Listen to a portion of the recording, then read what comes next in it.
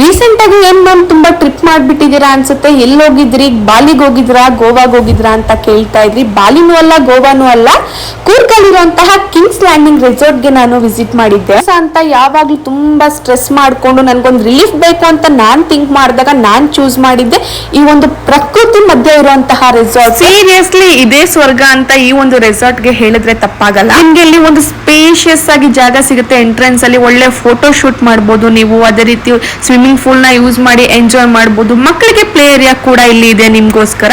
ಅಷ್ಟೇ ಅಲ್ಲ, ಇಲ್ಲಿ ಕಿಚನ್ ಏರಿಯಾ ಅಂತೂ ತುಂಬಾ ನೀಟಾಗಿ ಮೇಂಟೈನ್ ಮಾಡಿದ್ದಾರೆ. ನೋಡ್ತಾ ಇರಬಹುದು ನೀವು ಎಷ್ಟು ಚೆನ್ನಾಗಿದೆ ಅಂತ ಹೇಳ್ಬಿಟ್ಟು. ಅಷ್ಟೆಲ್ಲ ನಿಮ್ಗೆ ದೊಡ್ಡವ್ರಿಗೂ ಕೂಡ ಪ್ಲೇ ಏರಿಯಾ ಸಪರೇಟ್ ಇದೆ. ಮತ್ತೆ ನಿಮ್ ಸ್ಪೆಷಲ್ ಒಂದು ಯಾರ್ದಾದ್ರು ಬರ್ಡೇ ಸೆಲೆಬ್ರೇಷನ್ ಮಾಡ್ಬೇಕು ಅದಕ್ಕೂ ಕೂಡ ಇವರು ಸೆಟಪ್ ಮಾಡಿ ರೆಡಿ ಮಾಡಿ ಇಟ್ಟಿದ್ದಾರೆ. ನೀವೇನಾದ್ರೂ ಆರಾಮಾಗಿ ಕುತ್ಕೊಂಡು ಒಂದು ಮೂವಿ ನೋಡ್ಬೇಕು ಅಂತ ಅನ್ಕೊಂಡಿದ್ರೆ ಒಂದು ಮಿನಿ ಥಿಯೇಟರ್ ಇದೆ. ನಮ್ಗಾಗೋ ಸ್ಟ್ರೆಸ್ ಅಂತ ಕಾಯಿಲೆಗೆ ಪ್ರಕೃತಿನೇ ಒಂದು ಮೆಡಿಸಿನ್ ಅಂತಾನೆ ಹೇಳ್ಬೋದು. ನಿಜವಾಗ್ಲೂ ಒಂದು ಒಳ್ಳೆ